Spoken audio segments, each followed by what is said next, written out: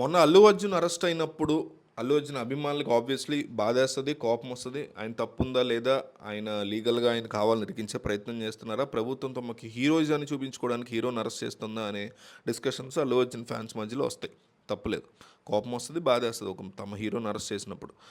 సరే, లీగల్గా ఎంతవరకు అతని ఆస్పెక్ట్ ఏంటి అనేది పక్కన పెడితే, నోటికి ఏదొస్తే అది పెట్టిన వాళ్ళు ఉన్నారు అల్లు అర్జున్ ఫ్యాన్స్ చాలామంది. ఒక 70 ఎనీ ఫ్యాన్ బేస్, మీకు ప్రభాస్ తీసుకోండి, పవన్ కళ్యాణ్ తీసుకోండి, మహేష్ బాబు తీసుకోండి, ఎనీ ఫ్యాన్ బేస్ తీసుకోండి, ఫర్ దట్ మ్యాటర్ చిరంజీవి నుంచి చిన్న చిన్న హీరోల దాకా ఎనీ ఫ్యాన్ బేస్లో 100 మందిలో 60 to 70 మంది మూర్ఖపు నా కొడుకులు ఉంటారు. ఇందులో పిల్ల నా కొడుకులు ఒక 50% ఉంటారు మళ్ళీ. సో అంటే ఈ ఇంటర్ నిబ్బగాళ్ళు అనమాట వీళ్ళంతా, డిగ్రీ లేకపోతే బీటెక్ సెకండ్ ఇయర్ వరకు ఉన్నవాళ్ళు. ఆ తర్వాత ఉన్న వాళ్ళకి కాస్తన్న ఒక మైండ్ పనిచేసి కాస్త భయం ఉంటుంది, ఎందుకు వచ్చిన గొడవలే కాస్త నీట్గా క్రిటిసైజ్ చేద్దాం అనేది కొంచెం కొంచెం పెరుగుతూ ఉంటుంది ఆ ఇంప్రూవ్మెంట్, ఆ బిహేవియర్. ఇప్పుడు అల్లు అర్జున్ ఫ్యాన్స్ మీద వరుస పెట్టి తెలంగాణ పోలీసు, హైదరాబాద్ పోలీసు కేసులు పెడుతున్నారు. ఎవరైతే బూతులు తిట్టారో తెలంగాణ సీఎం రేవంత్ రెడ్డిని అసలు యాక్సెప్ట్ చేయకూడదు. ఒక సీఎంను బూతులు తిట్టిన వాళ్ళని ఒక అసలు ఎవరిని కూడా, మిమ్మల్నైనా నన్నైనా ఎక్కడైనా మీకు highest kind of PM CM దగ్గర నుంచి మీ వరకు నా వరకు కూడా మనల్ని ఎవ్వరు క్రిటిసైజ్ చేసినా చేయొచ్చు, కానీ బూతులు వాడకుండా నీట్గా క్రిటిసైజ్ చేయొచ్చు. ఈ తప్పు ఇట్లా జరిగింది, ఇట్లా చేయడం అన్యాయం, తప్పు, ప్రభుత్వం తమ యొక్క చర్యలను వెనక్కి తీసుకోవాలి, మేము యాక్సెప్ట్ చేయట్లేదు, అంతవరకు ఓకే. ఏం చంపేలేదు కదా మీ హీరోని, అరెస్టే కదా చేశారు, ఖచ్చితంగా క్రిటిసైజ్ చేయండి.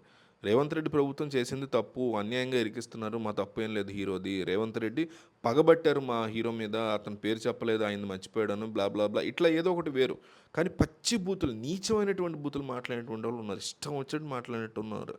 వాళ్ళ మీద కేసులు ఫైల్ చేస్తున్నారు, ఖచ్చితంగా ఫైల్ చేయాలి. అయితే అది ఒక ఒక లిమిట్ వరకు ఉండిపోయి రకరకాల అంశాలు ఉన్నాయి దీంట్లో, వీళ్ళ మీద ఫైల్ చేయాలి, వాళ్ళని పట్టుకోవాలి ఒకటి. అందులో వచ్చేటువంటి ఫస్ట్ ప్రాబ్లం ఏంటంటే, మీకు ఈ ఫైల్స్ చేసే వాళ్ళలో మీరు ఎవరైతే కేసులు ఫైల్ చేస్తారో ఖచ్చితంగా అందరూ ఇంటర్మీడియట్ నిబ్బాగాలు ఉంటే, ఇంకా చిన్నోళ్ళు 7th క్లాస్ నుంచి డిగ్రీ బీటెక్ సెకండ్ ఇయర్ వరకు ఉండే నిబ్బా బ్యాచే ఉంటుంది మొత్తం.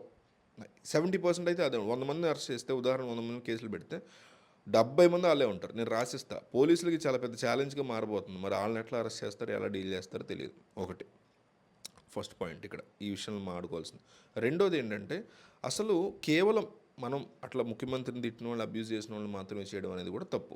అందరినీ పట్టుకోండి. మీరు కేటీఆర్ని బూతులు తిట్టిన వాళ్ళు వేరే సందర్భంలో, కాంగ్రెస్ని సపోర్ట్ చేసేవాళ్ళు కావచ్చు, ఇంటర్ బచ్చగాళ్ళు కావచ్చు, పెద్దవాళ్ళు కావచ్చు, కేటీఆర్ని ఇష్టం వాళ్ళు బూతులు తిట్టిన వాళ్ళు ఉంటారు, మోడీని తిట్టిన వాళ్ళు ఉన్నారు, రాహుల్ గాంధీని తిట్టిన వాళ్ళు ఉన్నారు, ఏపీలో ఉండి జగన్ని, చంద్రబాబుని, పవన్ కళ్యాణ్ తిట్టిన వాళ్ళు హైదరాబాద్లో ఉండే వాళ్ళు ఉంటారు.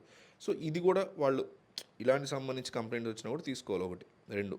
మూడోది ఏంటంటే, అసలు తెలంగాణ ప్రభుత్వం వచ్చిన తర్వాత హైడ్రాకి సంబంధించి ఎన్ని దారుణాలు చేసింది, మొన్న లగచర్ల ఘటనలో ఎన్ని ఇబ్బందులు పడ్డారు రైతులు కానీ ఇంకోళ్ళు కానీ, దాని గురించి నోరెత్తి ఒక్క మాట మాట్లాడలేదు తెలంగాణ ప్రభుత్వం. కేవలం ఈ హీరోకి సంబంధించినటువంటి అంశాల్లో హీరోయిజం చూపిస్తూ లగచర్ల ఘటన జనం మర్చిపోయేలాగా ఇది చేశారేమో నాకు తెలియదు, కానీ హైడ్రాకి సంబంధించి ఎంతమంది ఎన్ని ఇబ్బందులు పడ్డారు, మూసి సంబంధించినటువంటి అంశాల్లో ఎంతమంది ఎన్ని ఇబ్బందులు పడ్డారు, దాని గురించి ఒక్క మాట మాట్లాడారు రేవంత్ రెడ్డి. ఒక్క అరెస్ట్ జరగలేదు దాంట్లో, ఒక్క అధికారిని కూడా. ఇళ్ళు కూల్చేసి ఏదో పాలస్తీన్లో బాంబులు పడితే కూలిపోయినట్టు ఇల్లు ఇప్పటికీ డెబ్రీ అట్లాగే ఉండిపోయింది, దాన్ని కనీసం క్లీన్ కూడా చేయాలి. అక్కడ దానికి సంబంధించినటువంటి సమాధానం చెప్పే దమ్ము లేనటువంటి ఈ ప్రభుత్వాలు ఎందుకు ఒక హీరో ఫ్యాన్ల పిల్లల్ని పట్టుకోండి, అది కూడా చేయండి, అది చేయండి అని ప్రతి దానిలో అకౌంటబుల్గా, ప్రతి దాంట్లో ఇంత యాక్టివ్గా పనిచేయాలి పోలీస్ వ్యవస్థ కానీ, ప్రభుత్వాలు కానీ. ఇది వదిలేసి వెరీ ఫూలిష్గా ఇది కేవలం ఒకదాని మీద ఉండడం అనేది టార్గెటెడ్గా అనిపిస్తుంది ఖచ్చితంగా. ఇంకొకటి లాస్ట్ అండ్ ఫైనల్ థింగ్ ఏంటంటే, అసలు ఈ కైండ్ ఆఫ్ బూతులు తిట్టేటువంటి కల్చర్ ఎందుకు వస్తుంది? పెద్దవాళ్ళు పిల్లలకి ఫోన్లు ఇవ్వటం, ఏదైనా సరే నోట్లోంచి వచ్చిన పదాలను అంగీకరించేలాంటి జబర్దస్త్ ప్రోగ్రాంలు కావచ్చు, టీవీలో బూతులు కావచ్చు, సినిమాల్లో బూతులు కావచ్చు, హీరోలు బూతులు మాట్లాడేయటం, బూతుల్ని నార్మలైజ్ చేసినటువంటి ఇన్స్టాగ్రామ్ పేజ్లు, ట్విట్టర్ పేజ్లు, వీటి మీద నిఘా లేకుండా, వీటి మీద ఒక కంట్రోల్ అనేది ప్రభుత్వానికి లేకుండా ఎంతమంది అరెస్ట్ చేసి ఏం ఉపయోగం? దీనివల్ల అసలు ఒక బూత్ అనేది ఒక వ్యక్తి నోట్లోంచి రావటం వల్ల జరిగే తప్పు ఏంటి అని నా ముడ్డి కింద 35 ఏళ్ళు ఉన్నాయి, నాకు తెలుసు, మీకు తెలిసే ఉంటుంది. కానీ బచ్చాగాళ్ళకి ఎట్లా తెలుస్తుంది? 6వ క్లాస్ 7వ క్లాస్ దగ్గర నుంచి వాళ్ళు బూతులు మన చిన్నప్పుడు బూతులు.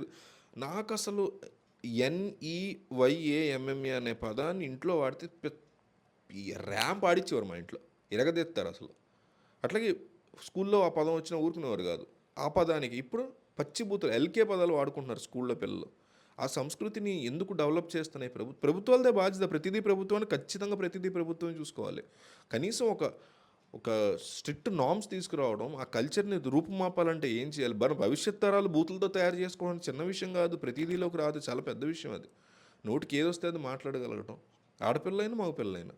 దీన్ని కంట్రోల్ చేసేటువంటి సంస్కృతిని, దీన్ని మన జాగ్రత్తలో చెప్పు చేతుల్లో పెట్టినటువంటి సిట్యుయేషన్‌ని తెచ్చుకోకుండా ఎన్ని అరెస్టులు చేసి ఏం ఉపయోగం? వీటన్నిటి మీద చర్యలు తీసుకోండి. ఇది గూడా తీసుకోండి. ఇది నా యొక్క రియాక్షన్. మీకేమనిపించింది దీని మీద అనేది కామెంట్ చేయండి.